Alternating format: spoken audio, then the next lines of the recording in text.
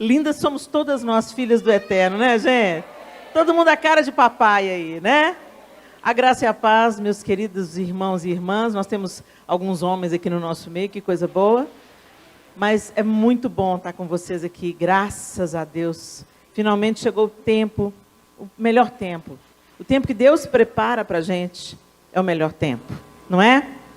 E esse tema é tão adequado a gente falar sobre ele hoje, porque, de repente, se falar que Jesus é amor, Jesus te ama, passou a ser uma coisa assim tão banal, tão comum, se ouvir isso, se falar isso.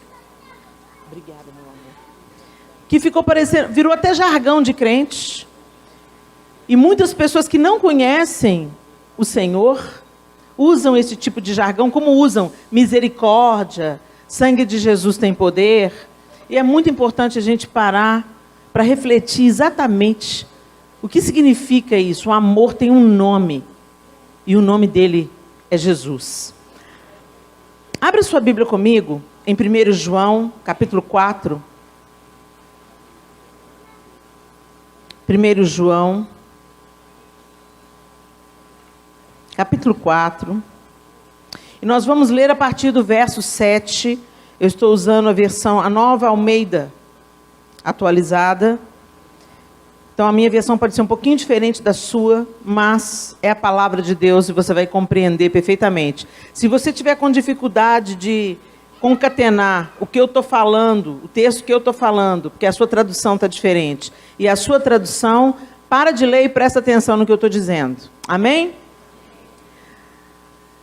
1 João, capítulo 4, a partir do verso 7, o texto diz assim: Amados, amemo-nos uns aos outros, porque o amor procede de Deus. E todo aquele que ama é nascido de Deus e conhece a Deus. Quem não ama, não conhece a Deus, pois Deus é amor. Nisso se manifestou o amor de Deus em nós, em haver Deus em ter enviado o seu Filho unigênito ao mundo para vivermos por meio dele. Nisto consiste o amor, não em que nós tenhamos amado a Deus, mas em que ele nos amou e enviou o seu Filho como propiciação pelos nossos pecados. Amados, se Deus nos amou de tal maneira, nós também devemos amar uns aos outros. Nunca ninguém viu Deus. Se amarmos uns aos outros, Deus permanece em nós e o seu amor é, em nós, aperfeiçoado. Nisto conhecemos que permanecemos nele e que ele permanece em nós, pelo fato de nos ter dado do seu Espírito. E nós temos visto e damos testemunho de que o Pai enviou o seu Filho como Salvador do mundo. Aquele que confessar que Jesus é o Filho de Deus, Deus permanece nele e ele permanece em Deus. E nós conhecemos o amor e cremos neste amor que Deus tem por nós. Deus é amor. E aquele que permanece no amor, permanece em Deus e Deus permanece nele. Nisso o amor é aperfeiçoado em nós, para que no dia do juízo mantenhamos confiança. Pois assim como ele é, também nós somos neste mundo. No amor não existe medo, pelo contrário, o perfeito amor lança fora o medo, porque o medo envolve castigo, e quem teme não é aperfeiçoado no amor. Deixa eu só abrir um parênteses aqui. João está se referindo ao medo da condenação. O medo da condenação. No amor não existe medo, por isso que ele fala assim, que a gente continue confiante.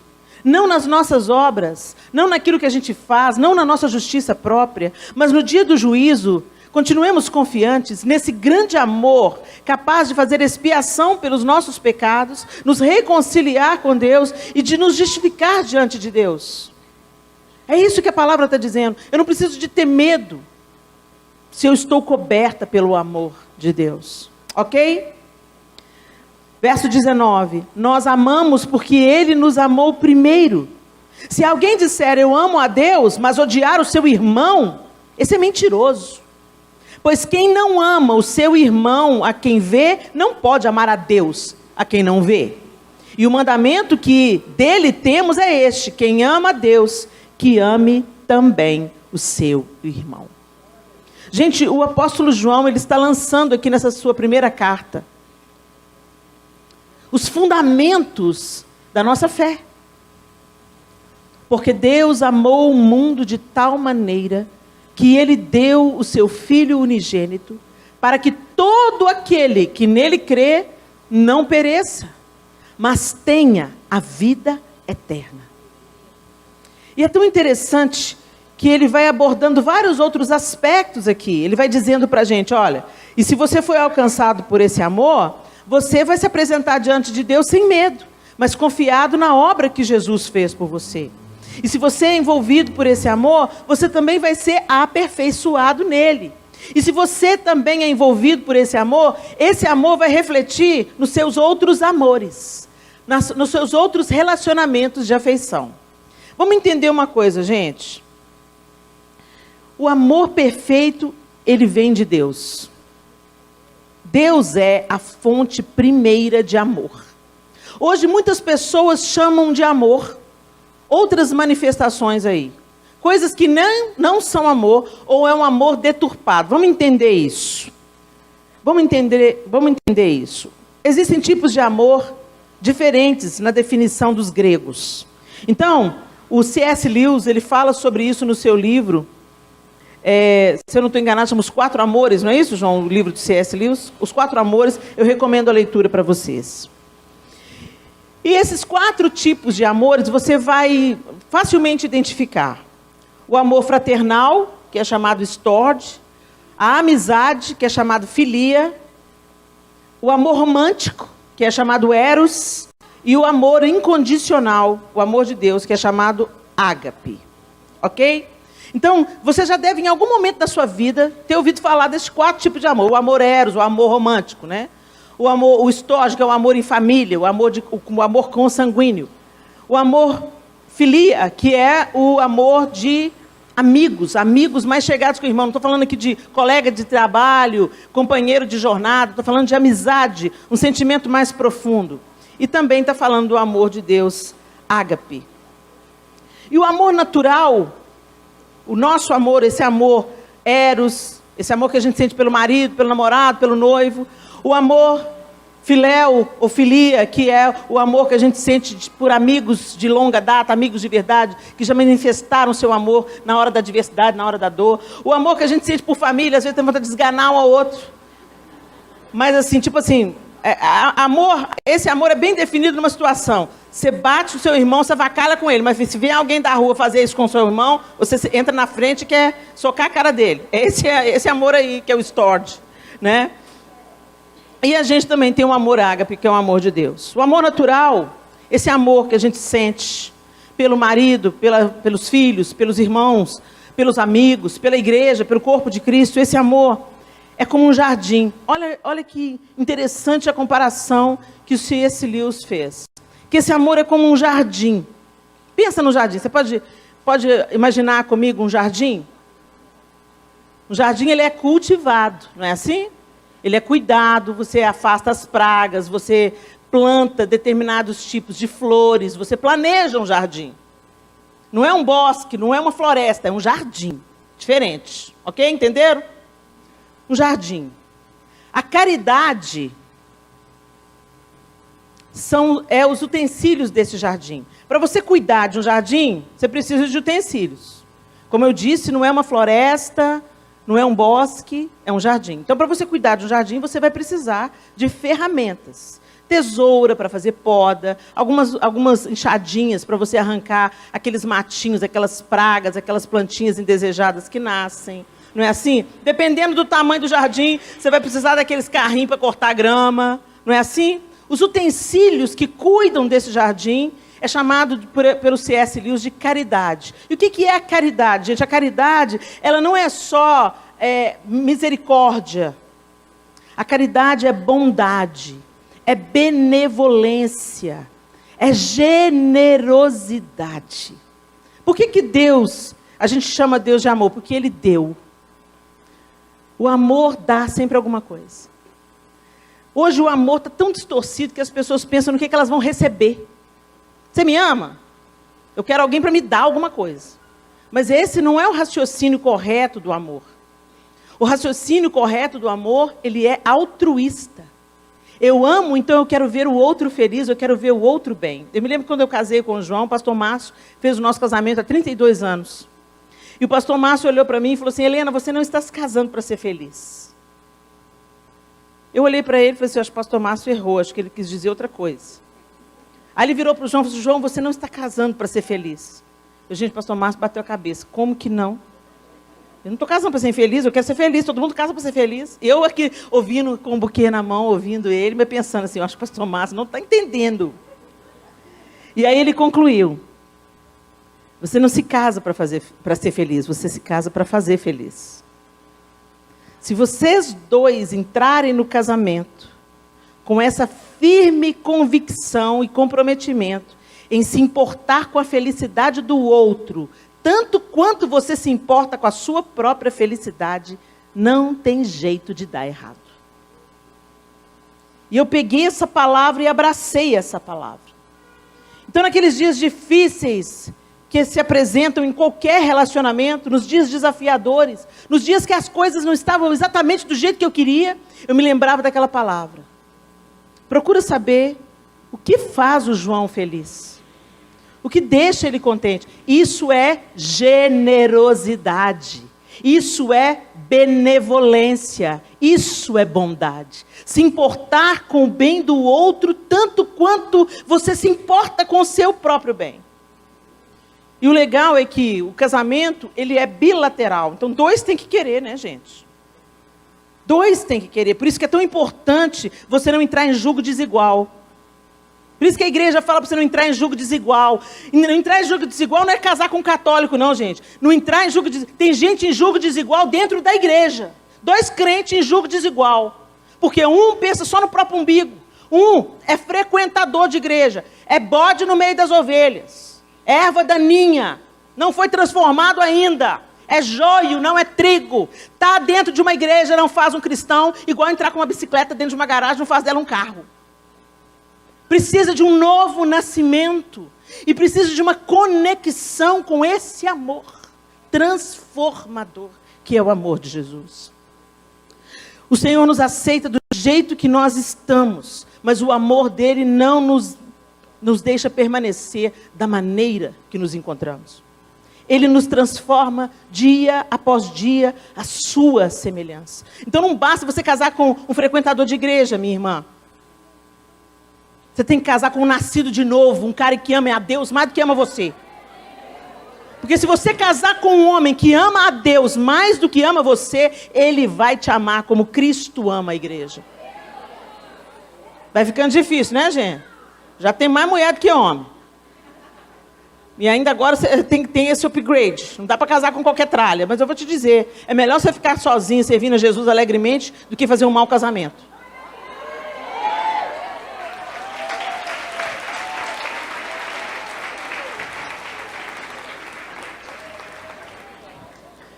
Então, o que o C.S. Lewis diz é que as ferramentas para esse jardim é essa bondade, esse altruísmo, essa generosidade, que ele está chamando aqui de caridade. Ok? Porque esse termo, caridade, ele é muito descaracterizado na nossa língua. Eu acho, não sei se é só aqui em Minas Gerais, mas quando a gente fala em caridade, a gente pensa só na benevolência em relação aos pobres, aos necessitados. O fato é que todos nós somos necessitados de caridade, gente.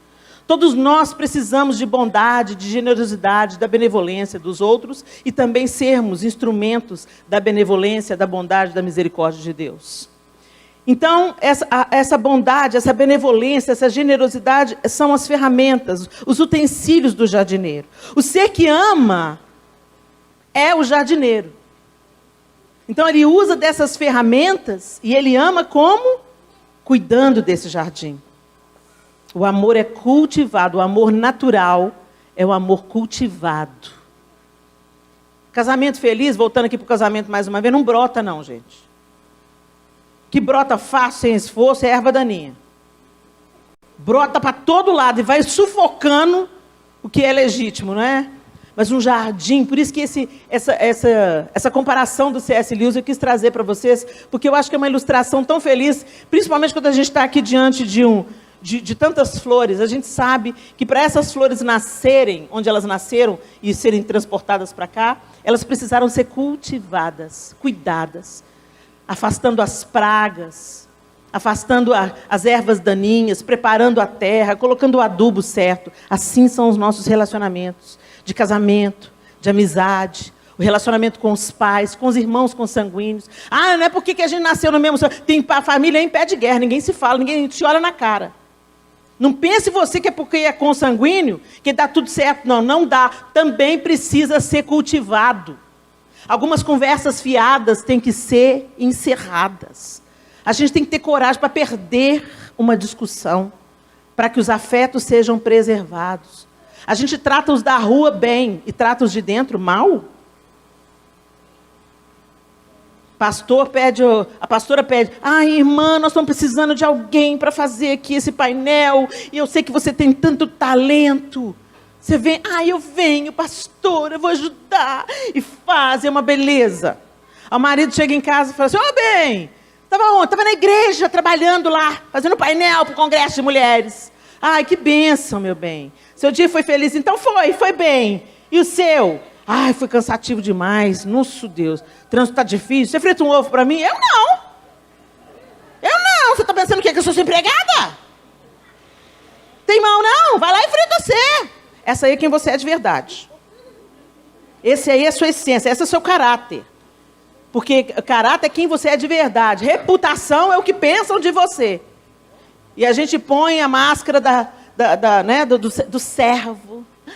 Eu sou serva. Põe a máscara da serva, mas chega em casa, a máscara cai. E aparece quem nós somos de verdade. Gente, se a gente conseguir ser uma bênção para a nossa família, a gente é bênção em qualquer lugar. Se você for bênção para quem mora debaixo do mesmo teto que você, aquela pessoa com quem você convive diariamente, aquela pessoa que você vê doente, você vê com TPM, você vê raivosa, você vê furioso, você vê brigando no trânsito. Se você conseguir ser crente para essa pessoa, se você for crente para o seu marido, para o seu pai, para a sua mãe, se você for crente para os seus irmãos, se você for crente para sua avó que mora com vocês, para as crianças, você é crente em qualquer lugar. E nós precisamos deixar o amor de Deus permear isso. Voltando para o jardim do C.S. Lewis aqui. Então, entenda. O amor é o jardim. Os utensílios que cuidam desse jardim vêm da caridade, da generosidade, da gentileza, da boa educação, da bondade, da benevolência. O ser que ama é o jardineiro. Ele se aplica em fazer algo. Ele se aplica em usar essas ferramentas de amor. Agora, Deus... Então, quem é Deus, Helena? Quem é Deus nesse jardim? Deus é a água. Deus é o sol. Homem nenhum pode cultivar o jardim sem água e sem sol. Não existe jardim sem terra, sem água e sem sol. Os elementos da natureza é que fazem o jardim funcionar, assim como Deus é que faz o nosso amor funcionar, o nosso amor natural funcionar. É o amor que vem do alto que faz todos os outros afetos se organizarem. Então é impossível falar do amor de Deus e não te lembrar que você não tem condição em si mesmo de amar. Assim como você não tem condição em si mesmo de se salvar. Por isso que Jesus precisou vir. Nenhum de nós temos condição de salvar a nós mesmos. Não, Helena, eu acho que você está equivocada, porque, sabe, eu tenho bom caráter. Eu obedeço meu pai, minha mãe, sou fiel ao meu marido, casei virgem. Nossa justiça própria, né? Gente, nós herdamos o pecado. O pecado veio no nosso DNA. Ok? Quando Deus cria o homem, Ele cria o homem à sua imagem e semelhança. Excelente. E aí Ele fala com o homem assim, olha, você vai comer de todas as árvores do jardim. Só uma que você não vai comer. É tão interessante que eu acho isso, gente, que Deus não colocou limite na árvore da vida. Ele colocou limite na árvore do conhecimento do bem e do mal. Ah, Helena, você vai me dizer que você acredita em Adão e Eva. Ô, gente, aqui, se você não acredita na Bíblia, pode levantar e sair. Nós aqui acreditamos na palavra de Deus.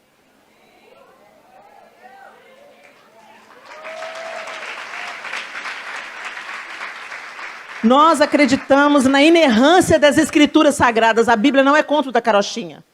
É tão interessante que a gente acredita que veio do macaco, mas não acredita que veio de Deus. A gente dá muito trabalho ser ateu. Deve dar muito trabalho se olhar para um pôr do sol e não acreditar em Deus. Deve ter muito trabalho você ver como é que um arroz entra na sua traqueia e imediatamente você tosse involuntariamente para o arroz não entrar no seu pulmão. Esse mecanismo, você não precisa de olhar para a natureza, olha para o seu corpo. Olha para as pinças, que são os seus dedos. Olha como seus olhos, você pisca para lubrificar os seus olhos, senão eles ressecam. Os cílios existem não é para enfeitar, é para impedir que qualquer coisa entre nos nossos olhos. Olha que coisa maravilhosa, tem cabelo na nossa cabeça. E cabelo no meio da testa, para impedir que o suor entre no olho. Quando a gente olha para o nosso próprio corpo, a curva do cotovelo, a língua, que sente sabor deliciosos e sabores estragados para você não engolir e cuspir. Você acha que isso tudo é acaso? Você acha mesmo que isso foi um acidente de moléculas? Os cientistas mais profundos se dobram, se curvam diante de Deus. Porque sabe que até um ponto a ciência explica, depois não explica mais. Porque Deus é profundo demais, gente. Deus é como um oceano. A humanidade fica na praia, sabe? Entrando ali no mar, até na cintura. Os mais corajosos nadam um pouco mais. Mas tem profundidades no mar que homem nenhum vai chegar. A pressão não permite que o homem chegue lá. O Deus que criou o mar é esse Deus de quem eu estou falando. Não tem como você conhecer a totalidade de Deus. Mas o fato é que eu acredito que quando Ele se manifestar e nós o virmos como Ele é, a Bíblia diz que nós seremos então como Ele é, então o que nós não conhecemos nós passaremos a conhecer. Tem um tanto de coisa, gente, que a gente só tem uma leve ideia. Mas naquele grande dia, vai vir o download completo. E aí conheceremos como somos conhecidos. É o que a palavra de Deus diz.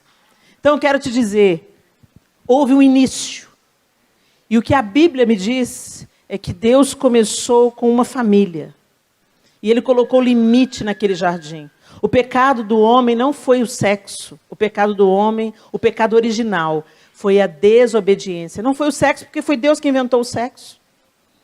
Ele falou para o homem e para a mulher, sede fecundos, multiplicai-vos. Essa parte a gente obedeceu, né? Está aí 8 bilhões de pessoas. Mas o resto a gente desprezou. E é porque a gente desprezou o que Deus ordenou, é que a vida está um caos. O mundo está ruim. É só você assistir um pouquinho o jornal, está ruim. E aí você pensa assim, não, mas não acredito, gente. A gente está orando, está pedindo para Deus, e as coisas estão acontecendo diferente do que a gente está pedindo. Porque você tem que entender o seguinte, a gente está aqui de passagem. E no tempo que estamos aqui para passar, é para a gente plantar, é para a gente semear, é para a gente discipular, é para a gente fazer discípulos, é para a gente saquear o inferno. E não para a gente andar deitado eternamente em berço esplêndido. Esse mundo é podre mesmo, o homem é mau. E tudo que a gente está vendo nos noticiários aí é só o reflexo da ausência de Deus na vida das pessoas. E o antídoto é Jesus Cristo. O antídoto é o amor de Deus.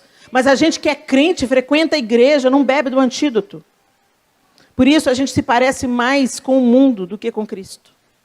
Nunca houve uma necessidade tanta de cristianizar cristãos.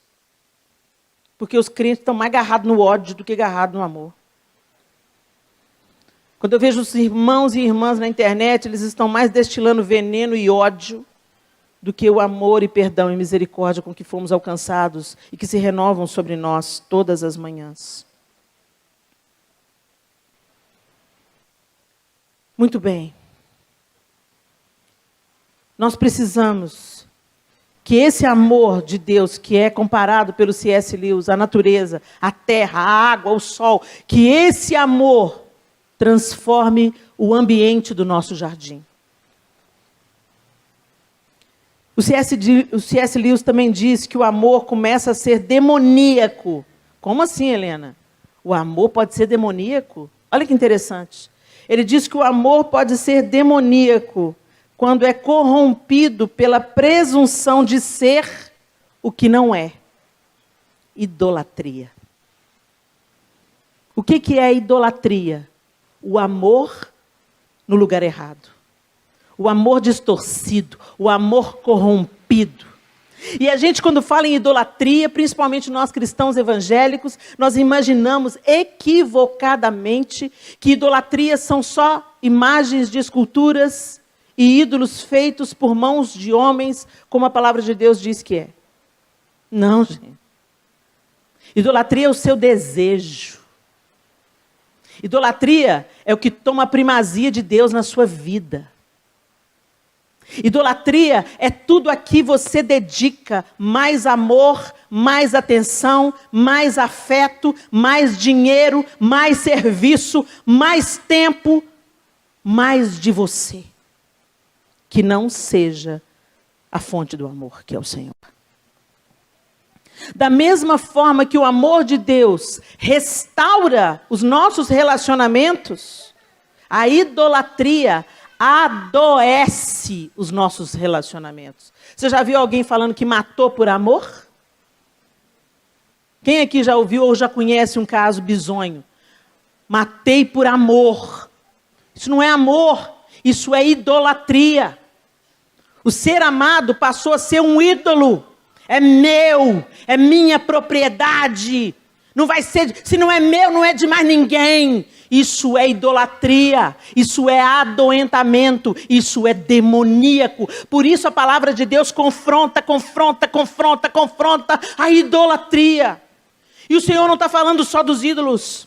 Quando Ele tira o povo do Egito, seu povo do Egito, e Ele leva para o Monte Sinai, Ele começa a ensinar um novo jeito de pensar, um novo jeito de viver para aquele povo que passou 400 anos no meio da idolatria. O Egito era uma nação de muitos deuses.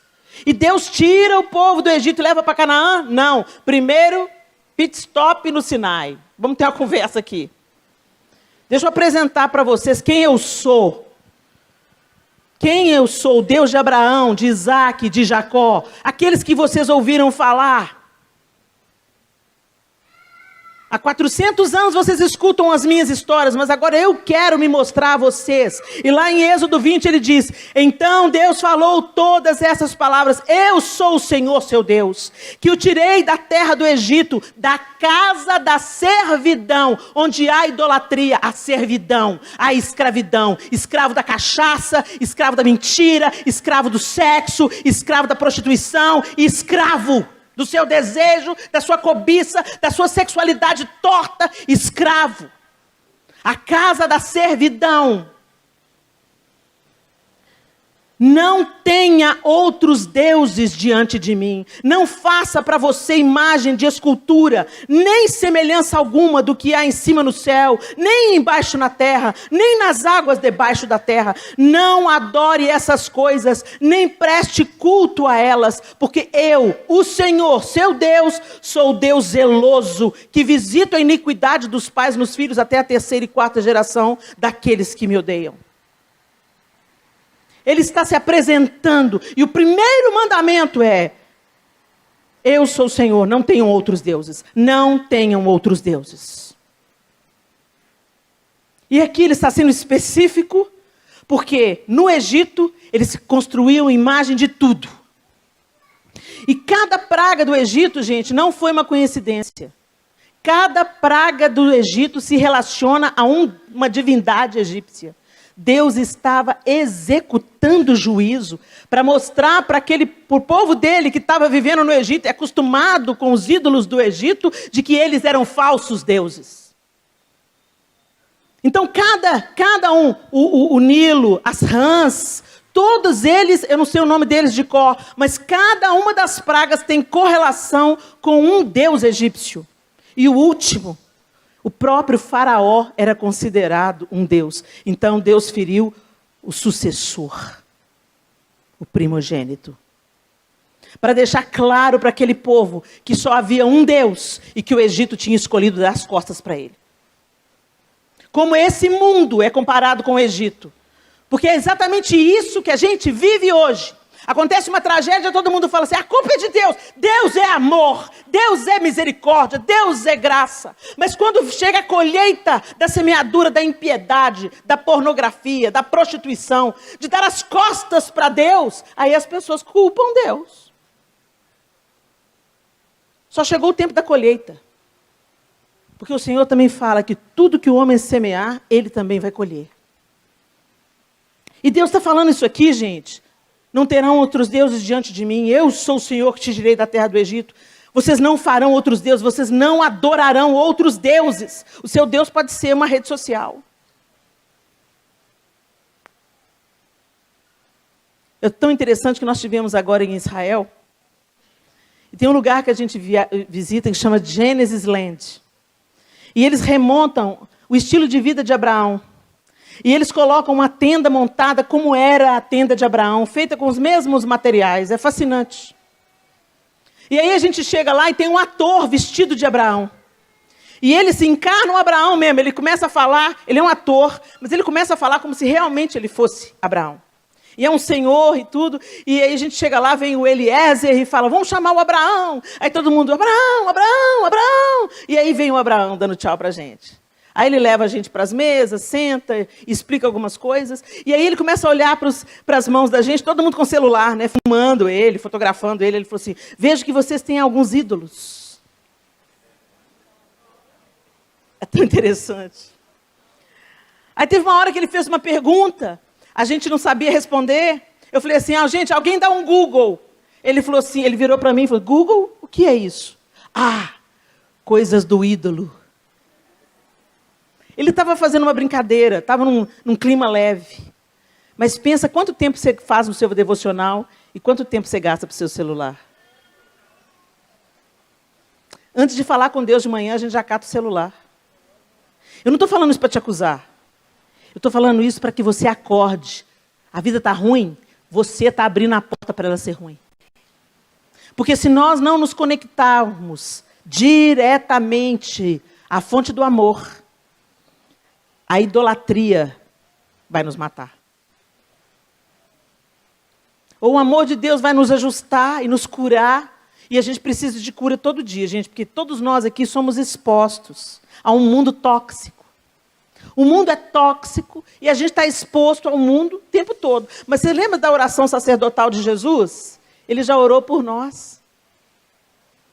Ele falou assim, Senhor, eu oro por aqueles que ainda irão crer.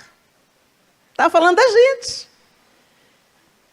E eu não te peço que o Senhor os tire do mundo, mas que o Senhor os livre do mal. Como que a gente se livra do mal? A gente se volta para Deus, gente. Porque se a gente estiver em Deus, ainda que tirem a nossa vida, não poderão nos matar. É profundo, né, gente? Quando Deus manda que a gente adore a Ele, Ele não está com problema de autoestima. Deus já era pleno antes que nós existíssemos. Quando Ele fala que é para a gente amá-lo acima de todas as coisas, é para as idolatrias, os ídolos dessa vida, que todos os dias batem à nossa porta, não nos levarem para a morte. Porque o caminho longe de Deus é caminho de morte. Há caminhos que ao homem parecem ser bons, mas no final são caminhos de morte. E Jesus veio para nos dar vida, e vida em abundância.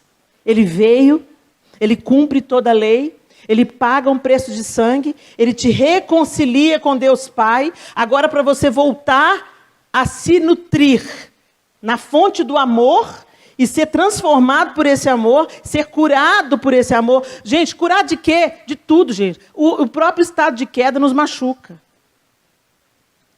Sabe quando o salmista diz, eu nasci na iniquidade e em pecado me concebeu minha mãe? O salmista não está falando de sexo, porque quem inventou o sexo foi Deus. O salmista está falando do pecado original, que deformou, que afetou o estado que nós tínhamos na criação. Quando nós fomos criados à imagem e semelhança de Deus. Mas quando nós caímos, quando Adão caiu, essa imagem foi corrompida em nós. Nós perdemos aquele brilho, aquela pureza que existe, que flui de Deus.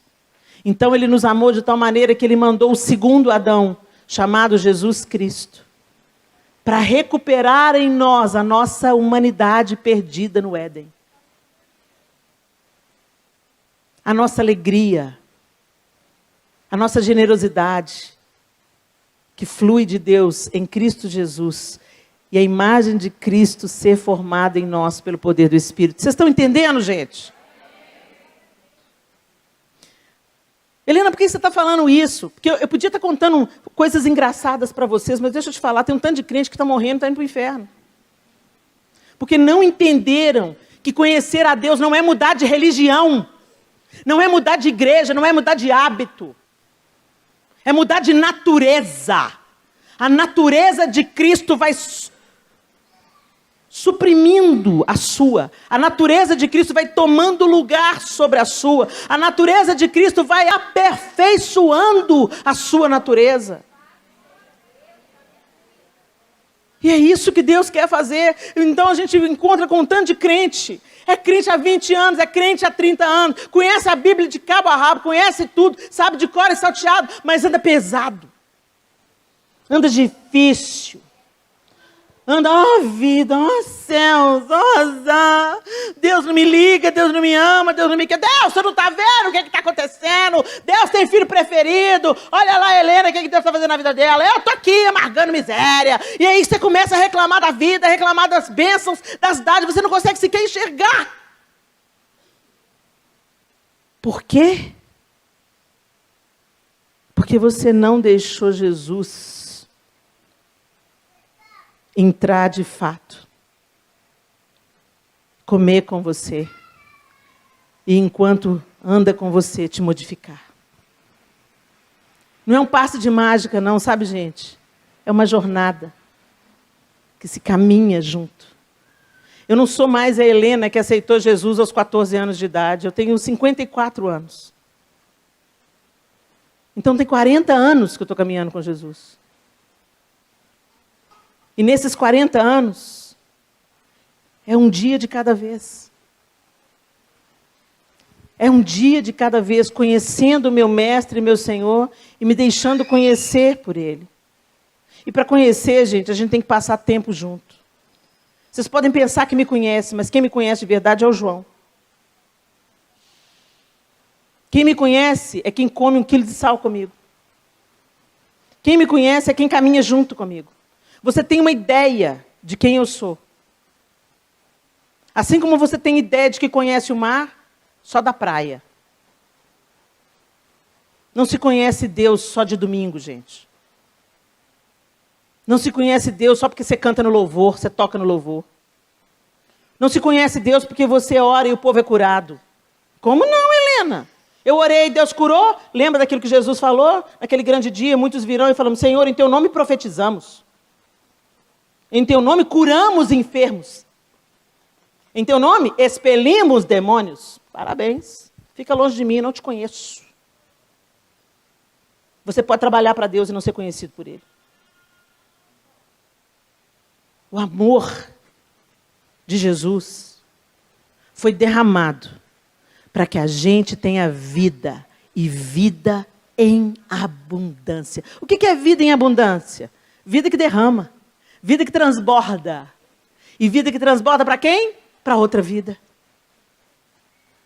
Então, se você está caminhando com Jesus, tem amor para ser derramado para o seu marido. Mas ele não é crente, então ele precisa ainda mais desse amor derramado.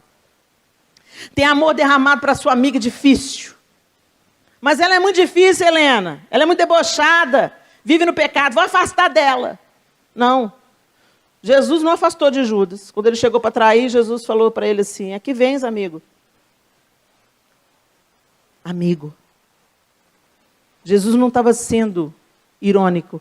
Ele estava dizendo, quem você é não muda quem eu sou. A gente tem que parar de viver essa igreja abrigo nuclear, sabe? Vamos esconder todo mundo aqui dentro e que o mundo queime lá fora. Deus envia o filho dele veste-se de humanidade, habita no nosso meio, mas você quer ficar só na Arca de Noé. Eu não estou falando para você estabelecer alianças com aqueles que não creem. Entenda. Entenda. Sabe aquela galera que vai para o crime e fala assim, não, vou lá, pastor, vou tomar uma cervejinha com fulano, porque eu tenho que socializar. Jesus foi comer na casa de Zaqueu. Para de dar desculpa, tá? Seu pecado.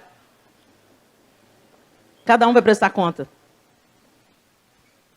Mas Jesus chamou a gente para a gente se envolver, como ele se envolveu. Fazer discípulo não é entregar de folheto. Fazer discípulo é derramar a vida de Deus na vida da outra pessoa. É andar com uma pessoa até ela querer o Deus que você carrega. Não é participar da bagaceira. É fazer ela olhar para a sua vida e desejar largar a bagaceira. É para isso que nós somos chamados. Para se envolver, para ir na casa da vizinha que está invocando as trevas. Se reveste de Deus e vai lá derramar o amor de Deus sobre ela. É para amar o seu marido sem palavras. Você pensa que você convence alguém? Gente, nós somos convencidos pela obra do Espírito. Eu só creio em Jesus porque um dia o Espírito Santo me acertou. E me convenceu da justiça, do pecado e do juízo. Você fica aí, blá, blá, blá, blá, blá, blá, blá, blá, blá, blá, blá, blá, blá, blá, blá, blá, blá, blá. Se você apresentou o evangelho para a pessoa, agora chora em cima e ora para que o Espírito Santo convença. Você não planta uma semente e planta de novo, e outra em cima, e outra em cima, e outra em cima, e outra em cima. Vai sufocar primeiro, não é assim? Pois é, na vida é assim, você prepara a terra, planta a semente, põe o adubo, vai adubando com amor, afasta as pragas, e vai orando para a natureza, o sol e a água fazer o serviço. Que esse amor que nós recebemos nos cure de fato. A gente fala, o amor de Jesus cura, mas você está toda arrebentada. Eu amo Jesus, Deus sabe. Às vezes você fala, Deus sabe, mas dentro do seu coração você tem aquela amargura, aquela pendenga. Oh Deus, por que o Senhor deixou eu passar por isso, Deus? Oh Deus, o Senhor permitiu isso na minha vida, Deus. O Senhor não é amor? O povo não está falando que o Senhor é amor? Eu não estou me sentindo amada. Certamente, gente, o amor de Deus, ele precisa de ser absorvido. Mas não tem como você absorver se você estiver ressentido com Deus. Quando você se ressente contra a fonte do amor, você vira as costas para ela. Então, como é que você vai ser curado? E é isso que Satanás quer fazer. Ele planta no seu coração um ressentimento velado. Ele não sai da sua boca, mas ele está presente no seu coração. Quando você vê outras pessoas sendo abençoadas, você fala, e eu?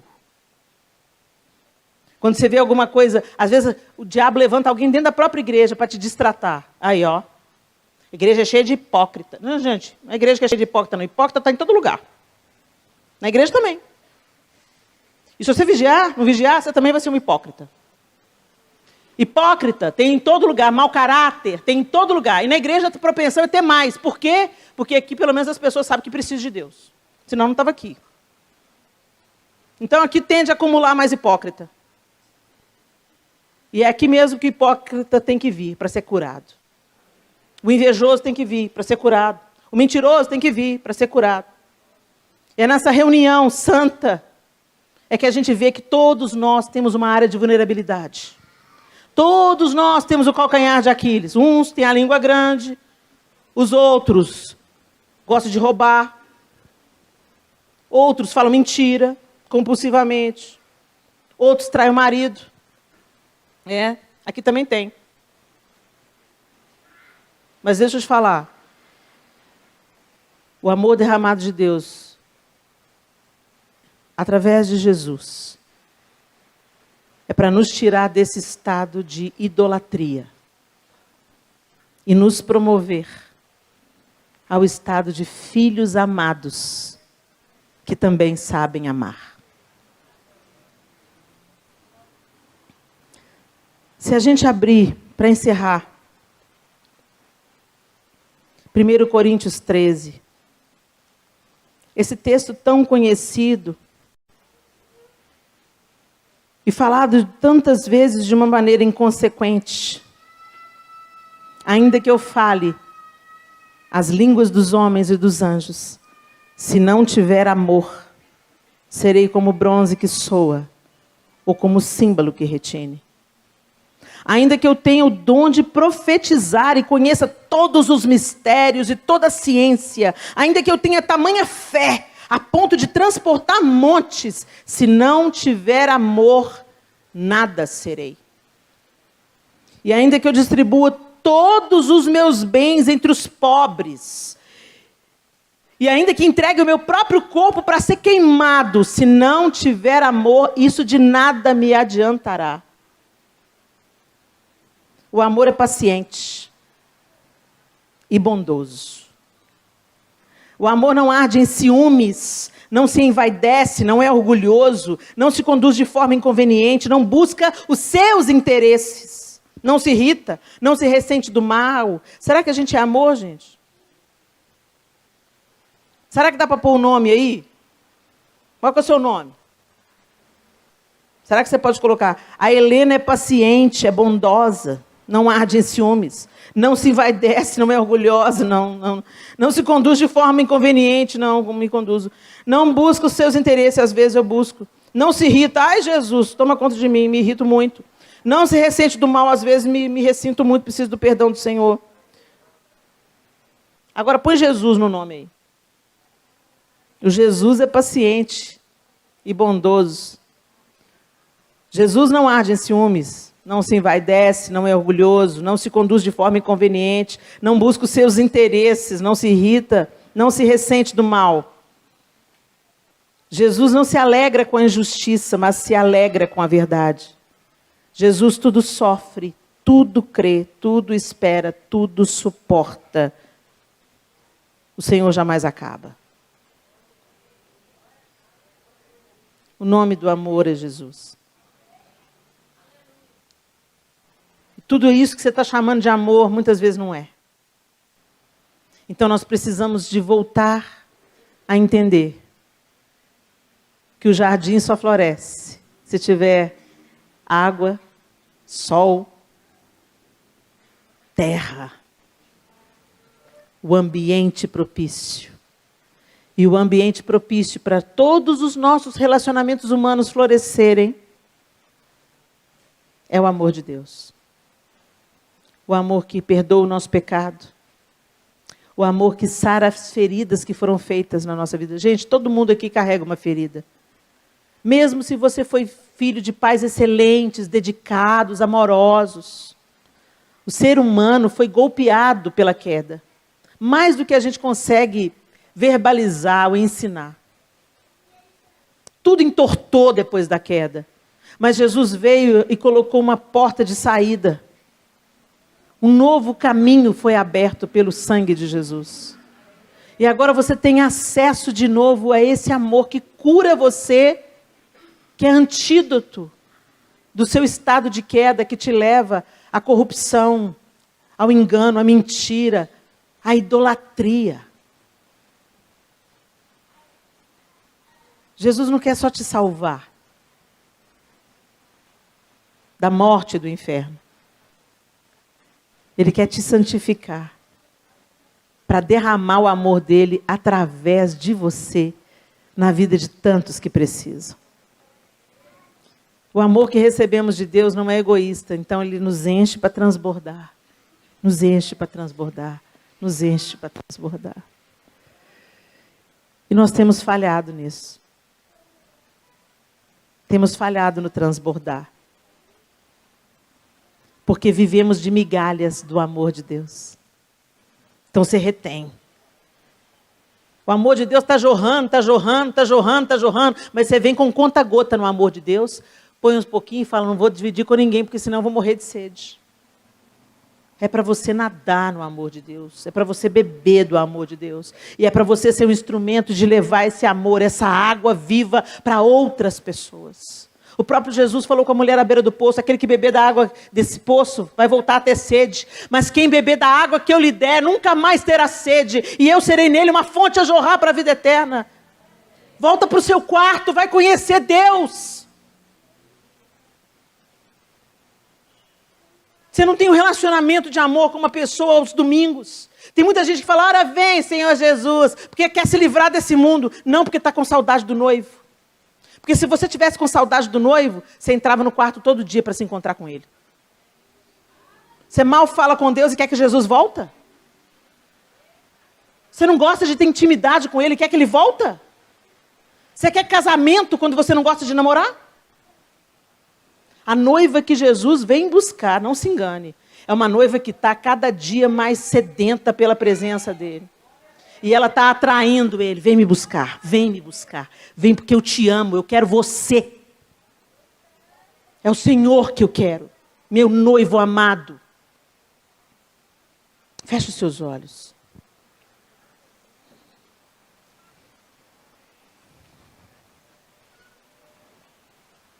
Havendo profecias, desaparecerão. Havendo línguas, cessarão. Havendo ciência, passará. Pois o nosso conhecimento é incompleto e a nossa profecia é incompleta. Mas quando vier o que é completo, então o que é incompleto será aniquilado. Nós precisamos de Deus. Nós precisamos de entender que Jesus não é um adorno. Jesus não é um estepe. Jesus não é um snack, um lanchinho. O Senhor é o banquete. Ele é a comida principal. Ele é um noivo, Ele é o príncipe, Ele é o Senhor. Ele ocupa a primazia daqueles que Ele vem buscar. A primazia do coração daqueles que são de Deus. Então não se engane, minha amada irmã. Porque o trono do nosso coração não fica vazio. O homem, desde a queda, ele tem uma necessidade compulsiva por ídolos. O trono da nossa vida não fica vazia. Se o Senhor não ocupar a primazia do seu coração, da sua atenção, dos seus afetos, se você realmente não caminhar com Ele e construir um relacionamento de pai e filha com Ele, não se engane. Outros ídolos vão se apresentar e te distanciar de Deus vagarosa e prazerosamente. É, porque Satanás sabe como coloca uma mesa. Não se engane. Tome posse da vida abundante que foi conquistada para você. Entra nessa vida. Entra por esse novo e vivo caminho. Entra no teu quarto, fecha a tua porta e vai conversar com Deus. Não é a sua religião, não, sabe? Ó, amantíssimo Deus, eterno Pai. Você está pensando que Deus se impressiona com suas palavras bonitas? Jesus, a única galera que Ele é intolerante é a galera hipócrita, que quer parecer ser uma coisa e não é. Vai, chega para Deus, Senhor, olha, hoje eu estou com raiva. Senhor, hoje eu estou decepcionada e eu preciso que o seu amor venha me curar, porque eu sei que isso é uma estratégia do diabo para me afastar do Senhor. Eu estou ressentida aqui, Senhor, porque a minha oração ainda não foi respondida. E eu quero te dizer que o Senhor é soberano, o Senhor não me precisa de me responder nada. O Senhor é que é o Pai, eu que sou a filha. O Senhor é que sabe o que é o certo. Eu espero o teu tempo. O Senhor é soberano. Eu sou passageira. O Senhor é eterno. Sabe, gente, cai bem a gente falar a verdade. E dizer para o Senhor, mas eu preciso que o Senhor me toque. Eu preciso que o Senhor transforme meu coração azedo. Eu preciso que o Senhor me ajude a perdoar fulano que me ofendeu. Eu não quero viver sob a idolatria da perversidade. Eu não quero viver sob a idolatria do ódio. Então, Senhor, em nome de Jesus, vem cá, me ajuda a perdoar o fulano. Porque perdoar é divino. E o não perdoar é demoníaco. Eu não tenho parte com o diabo. Põe a mão aqui na minha, Senhor. Me ensina. Pega na minha mão, Senhor. Me leva, eu escolho perdoar, eu escolho perdoar, eu escolho perdoar. E o que eu não der conta de andar, o Senhor me leva, me atravessa. Mas não me deixa nesse estado que eu estou. Senhor, meu marido está nas suas mãos. Ele não crê no Senhor ainda, mas eu quero que ele creia. Senhor, eu estou abençoando meu marido. Eu te agradeço pelas qualidades dele. Eu te agradeço porque ele é um homem honesto, ele é um homem trabalhador. Mas ele ainda não te conhece. Deus, que ele conheça o teu amor através da minha vida. Me dá uma face amorosa. Que eu ame o meu marido, servindo o meu marido. Que eu ame o meu marido. Namorando com meu marido, que eu ame o meu marido, profetizando vida sobre ele, não amaldiçoando o meu marido. Me ensina a amar, porque a tua palavra diz assim, que eu posso amar o meu inimigo. Então como eu não vou amar o meu marido, como eu não vou amar o meu filho, se eu posso amar o meu inimigo? O amor não é uma emoção, o amor não é um sentimento, o amor é a firme decisão de fazer ao outro aquilo que eu recebi. E eu recebi amor incondicional, misericórdia renovada todas as manhãs e perdão pelo sangue de Jesus Cristo. Então, se eu recebi, eu posso dar. A graça me empodera. A graça de Deus me capacita a amar o outro, mesmo quando ele não merece ser amado. Da mesma forma que Jesus me amou, quando eu não merecia ser amada. A graça não é só para te salvar. A graça de Deus nos é outorgada para nos santificar, para nos dar poder para vencer a idolatria. A idolatria do ego, do orgulho, do eu, da vaidade, da vontade, dos vícios, das distorções da sexualidade. Que o Senhor tenha misericórdia de nós, minhas irmãs queridas. E que Ele nos batize no seu amor, até transbordar. Até transbordar, até transbordar, até transbordar. Obrigado, Senhor, pela Tua palavra que nos ensina que o Senhor nos amou de maneira elevada, de tal maneira que o Senhor não poupou o que o Senhor tinha de melhor, Deus, para que a gente pudesse viver. Obrigada pela Tua palavra, Senhor. Para onde iremos nós? Só Tu tens a vida eterna. Para onde iremos nós? Só Tu tens a vida eterna. Tu és o pão que desceu do céu, fonte de vida, Emanuel, com sua glória sobre mim, enche-me de Ti, até transborda, eu nunca vou me saciar, enche-me de Ti, até transborda. Eu não posso terminar sem nós termos um tempo de altar. O altar é lugar de morte, lugar do sacrifício, lugar daquilo que precisa ser queimado. E tem muita da nossa religiosidade que precisa ser queimada. Porque a gente está na igreja, a gente canta as canções, a gente trabalha para Deus, a gente faz evangelismo, a gente toca no louvor, a gente faz um tanto de coisa boa. Mas dentro da nossa casa, não é o amor de Deus que tem prevalecido. Para os nossos filhos que estão desviados do caminho do Senhor, não é a face de Deus que eles veem na nossa cara. Para os nossos maridos que ainda não creem, Tem críticas indiretas, ressentimentos. Mas não um amor apaixonado, disposto a dar a própria vida como Jesus deu a dele por nós. O prumo que Jesus colocou para a gente é: como eu vos amei, que vos ameis uns aos outros. Nós temos fracassado miseravelmente na missão de amar o outro como somos amados. Queremos que Deus nos prospere, nos abençoe, enquanto fechamos a nossa mão para reter o que recebemos. A mesma mão aberta para dar é que é aberta para receber.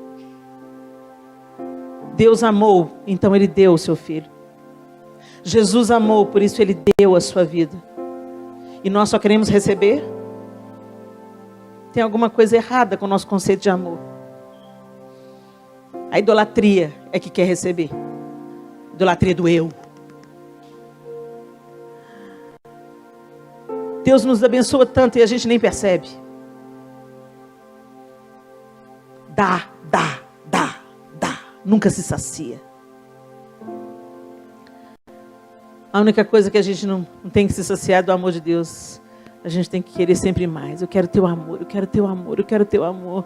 Eu quero a tua palavra, eu quero teu ensino, eu quero mais da tua vida em mim. Eu quero mais, eu quero mais. E talvez você tenha que deixar no altar hoje seus ídolos. Você nem sabia que tinha, né? De vez em quando eu tenho que colocar alguns dos meus também. Eles são sutis e fortes. A gente gosta deles. Raquel era do povo de Israel, mas ela roubou o ídolo do lar do seu pai. Escondeu na sela do cavalo que ela estava montada. Os ídolos estão sempre presentes na nossa vida. E todos os dias a gente tem que dizer para eles: não. O trono do meu coração é de Jesus. Eu não sei o que você está vivendo na sua vida. Talvez hoje você percebeu que um desejo seu, uma vontade sua, uma raiva. A raiva também é ídolo. Às vezes a gente se apega ao ódio. De um jeito que ele se torna mais forte do que a misericórdia de Deus na nossa vida. Eu não sei o que você tem que deixar no altar hoje, mas eu quero te dar essa oportunidade. Porque o dia que a gente tem é hoje. E a hora que a gente tem é agora. Daqui 2 minutos uma veia pode romper na minha cabeça. E eu não ter tempo de me arrepender de coisa nenhuma. Eu não ter tempo nem de erguer a voz em oração. A vida é um sopro. Se o Senhor te dá uma oportunidade hoje, aproveita essa oportunidade hoje. E nós vamos cantar novamente essa canção. Enquanto eu cantar, eu queria que você viesse falar com Deus. Não é se mostrar para mim nem para a igreja. Todos nós aqui precisamos de colocar no altar alguns sacos de lixo e alguns ídolos que a gente nem sabia que tinha. Quando você vier, a gente coloca juntos os nossos sacos de lixo aos pés do Senhor. Então venha. Senhor, nós estamos no teu altar. Tu és a fonte do amor. O amor incondicional, verdadeiro, pleno, altruísta. O Senhor nos amou a tal ponto de dar a sua própria vida, Jesus. E não apenas para nos resgatar da morte, mas também para nos fazermos viver de uma maneira mais elevada. E nos transformarmos, Senhor, em propagadores do teu amor. Nós queremos deixar nesse púlpito, nesse altar, nesse lugar simbólico, os nossos ídolos. Tudo que tem ocupado a primazia que pertence só ao Senhor. Nos perdoe, Senhor, pelas vaidades. Idolatramos os dons que recebemos. Idolatramos os nossos talentos. Idolatramos a nossa família. Idolatramos o nosso próprio ego, o nosso eu. Idolatramos conquistas. Idolatramos coisas, objetos, lugares. Idolatramos status. Idolatramos dinheiro. Cobiçamos, enganamos. idolatramos o ódio, o ressentimento, idolatramos a dor que sofremos, idolatramos, Senhor, os danos que nos alcançaram durante a vida, durante a infância. Nós queremos te pedir perdão, Senhor, porque tudo que ocupa o lugar que o seu amor deveria ocupar na nossa vida, tudo que ocupa o teu lugar no nosso coração é idolatria. Nós te pedimos perdão por tantos ídolos que cultivamos, tantos ídolos que consentimos. Oh Senhor, o Senhor é o sol, o Senhor é a água, o Senhor é o solo. Como poderíamos ser cultivados se não no Senhor, se não através do teu amor?